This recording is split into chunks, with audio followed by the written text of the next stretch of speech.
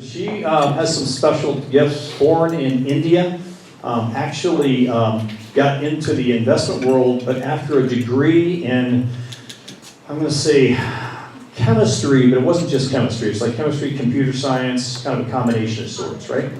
And so from Fordham University, met her husband, who I think they were both working for JP Morgan and maybe the investment banking side of New York. I'm not 100% sure of that, but met her husband climbing Mount Kilimanjaro.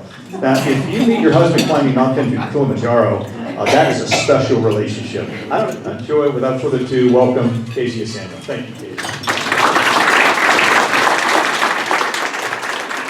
Jim, Jordan, thank you so much for having me here. Good evening to all of you.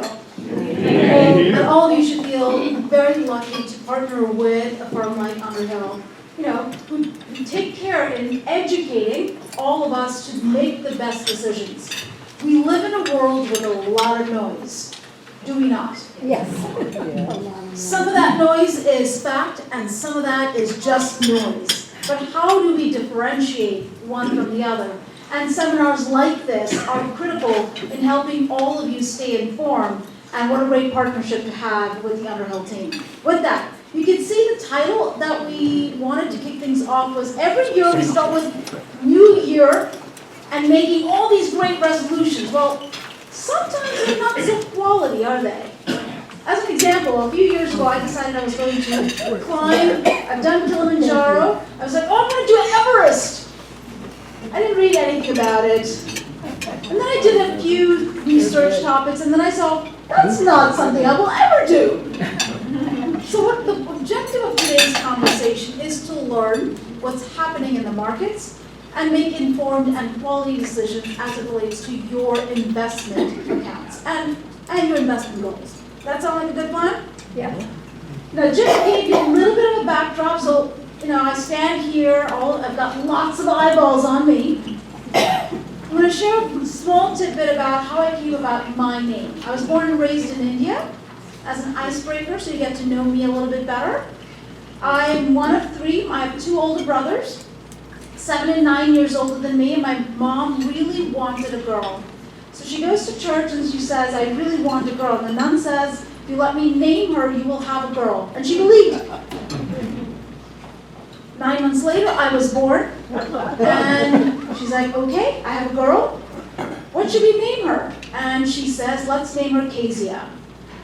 Her reaction, huh? It's not a common name here. It's less so common in India. Nonetheless, this is the story my mother tells me years later. But then I did the Google machine. I put it into the Google machine. Anyone put their name into the Google machine as to what it means? And it comes up, it means that it truly is a derivation. It's the bark of cinnamon. It is the only thing I'm allergic to in life.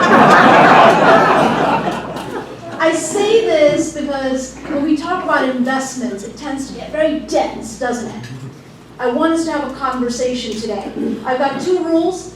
If you've got a burning question along the way, please raise your hand. This is meant to be conversational.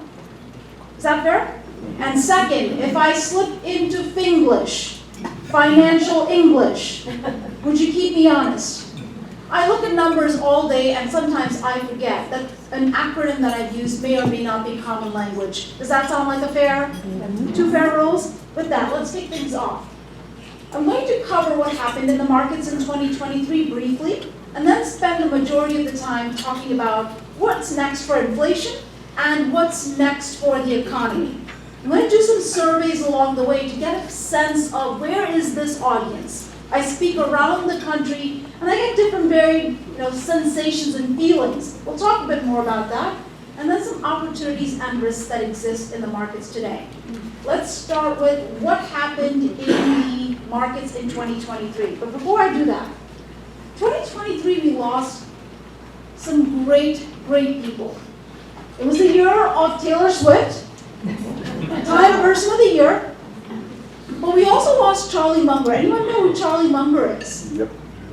A few yeses, but I'm going to say this. Anyone know who Warren Buffett is? Yeah. Everyone says yes. Charlie Munger was the silent partner behind Warren Buffett. Yep. And Charlie Munger had a great sense of humor. He said all kinds of things, and he had these great sayings. One of the sayings that he said that stood true to me, he was a mentor of me through a great distance, he said, wealth is not built in the buying and selling. Wealth is built in the waiting. And I use that because after 2022, which was a colossally bad year, had you used that year to make a decision, you would have entirely missed what you see on the screen here, which, by the way, has blanked out all the numbers. So this is a guessing game now.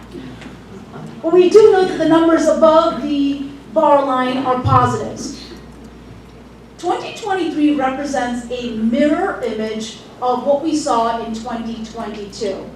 Global equities, the first blue bar, was up nearly 23% in 2023. It was down 20+% the year before. The one next to it is a globally diversified 60-40, which was up nearly 16%. Again, down double digits in 2022. Global bonds up 6%, real estate up 11.5%. All things that had deep losses the year before. In fact, the only thing that had positive returns in 2022 were commodities, and it is the only thing that had negative returns in 2023. Again, the numbers are sort of not seen on this chart, but that's what you see here. A year where we're reminded that we should not use any single calendar year to make irrational investment decisions. Is that fair? Yeah. Within the global equity market, though, there's three big areas. The US stock market, international markets in Europe and in Japan, and then emerging markets of stocks in India, China, etc. Across those three regions, what's not shown in here is the US stock market led the charge, up nearly 20+%.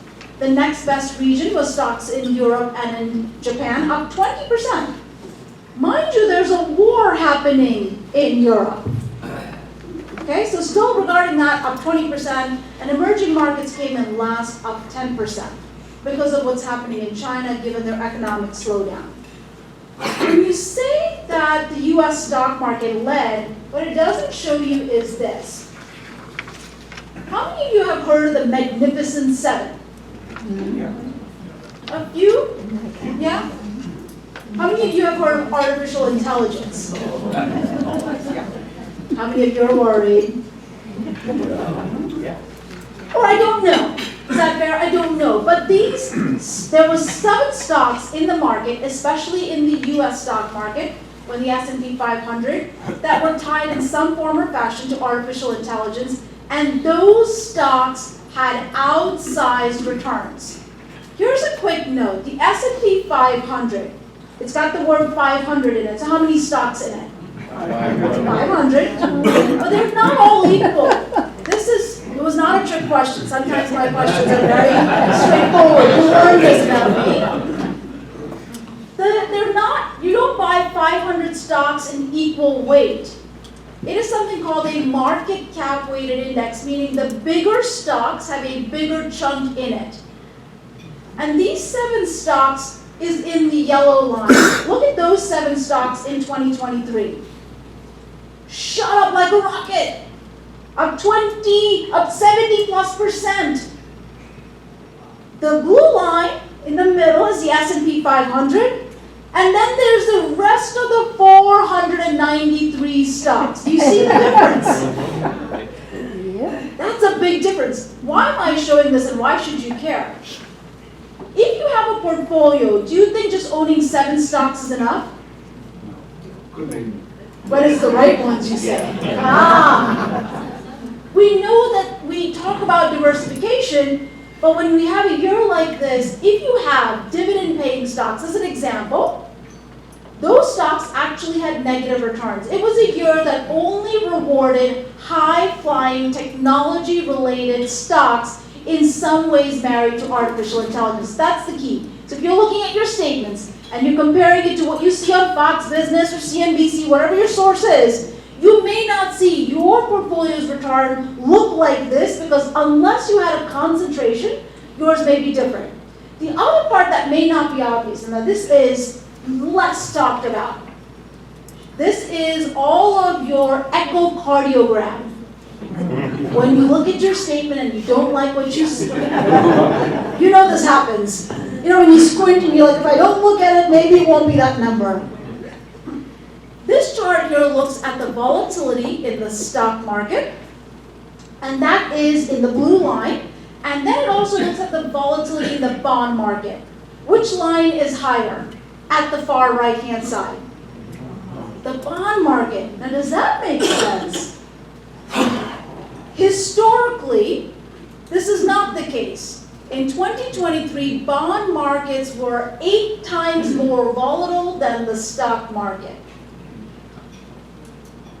Next, when I look at the last 3 decades, it typically runs 5 times less than the stock market. That's normal because they're bonds, they're mathematical instruments. What happened in 2023 that made bonds so volatile? What was the Fed trying to do? They were trying to figure out what to do with inflation. Yeah? Finally, we're getting some reasonable numbers in our savings, but as a result, we saw bond market volatility go higher. Again, you may go, what's the point? Why do I care? We care because of this. When is an investment finally attractive? When things are all easygoing, it's sitting on all-time highs, and you're like, oh, now I feel like buying some more of that. Or when it's finally chaotic and no one wants to buy. When is the best opportune time to enter an investment? Buy very high. That's when we feel most comfortable. What this chart tells me is that bonds finally are attractive. How many of you are finally pleased you can get 5, 6% without, thank you for raising your hand, right? We have come from zero for so long that this chart is essentially trying to tell us there's opportunities there. All right.